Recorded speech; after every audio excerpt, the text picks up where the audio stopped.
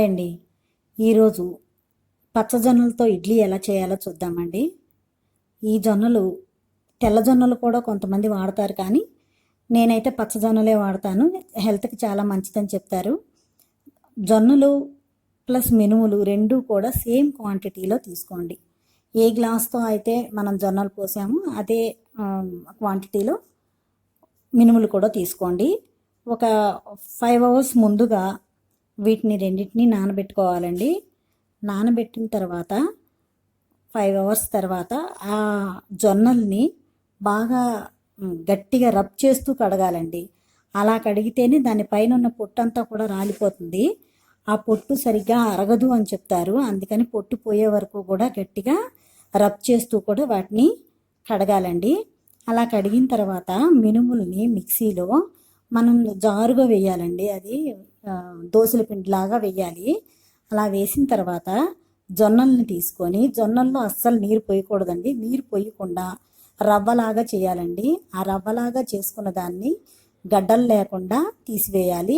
అంతా చిదిపేసి తడి జొన్నలే మనం వేసాం కాబట్టి మిక్సీ, ఆ రవ్వ కూడా తడి తడిగానే ఉంటుంది. మనం ఇడ్లీ రవ్వని ఎలా అయితే నీరు లేకుండా పిండేసి మనం వేస్తామో అలాగా దాన్ని వేసి కలిపినా కూడా ఉండలు ఉండవండి. ఉండలు కట్టకుండా చక్కగా నీట్గా మొత్తం కలిసిపోయేలాగా కొంచెం కలపాలి. మామూలు మన ఇడ్లీ పిండి ఎలా అయితే కలిసిపోతుందో రవ్వ పిండి మనం నీరు లేకుండా పిండి వేసినప్పుడు అలాగే ఇది కూడా కలిసిపోతుంది. ఇలా కలిపిన పిండిని ఒకరోజు లేదంటే కనీసం ఒక 2-3 గంటల పాటు మనం ఇడ్లీ వేయకుండా ఉంటే అది కొంచెం ఇడ్లీ బాగా బోలుగా వచ్చి సాఫ్ట్గా ఉంటాయి ఇడ్లీలు.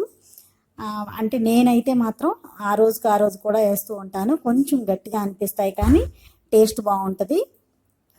మీరు తగినంత సాల్ట్ వేసుకొని ఇంకా ఇవి ఇంతేనండి, ఇడ్లీ వేసేయటమే. అలాగే మామూలుగా మనం ఇడ్లీ వేసినప్పుడు ఎలా అయితే టైం ఎలా పెట్టుకుంటామో అదే టైం అండి. ఈ ఇడ్లీ ఉడకటానికి కూడా సేమ్ టైమే పడుతుంది. ఇంతేనండి. ఈలోపు మనం పల్లీల చట్నీ ఇంకా అల్లం చట్నీ రెండు కూడా రెడీ చేసుకుందాం. రెడీ అయిపోయినాయండి, 2 ఇడ్లీ అయిపోయినాయి. చూద్దాము. చూడండి, చాలా సాఫ్ట్గా వచ్చిన ఇడ్లీ, పైకి ఉబ్బినట్లుగా వచ్చింది. చూడండి, మన మామూలు ఇడ్లీ కంటే కూడా ఇవి హెల్త్కి చాలా మంచిది. చక్కగా నెయ్యి వేసి అల్లం చట్నీ పల్లీల చట్నీ 2 వేశారంటే చాలా కమ్మగా ఉంటాయి ఈ ఇడ్లీ.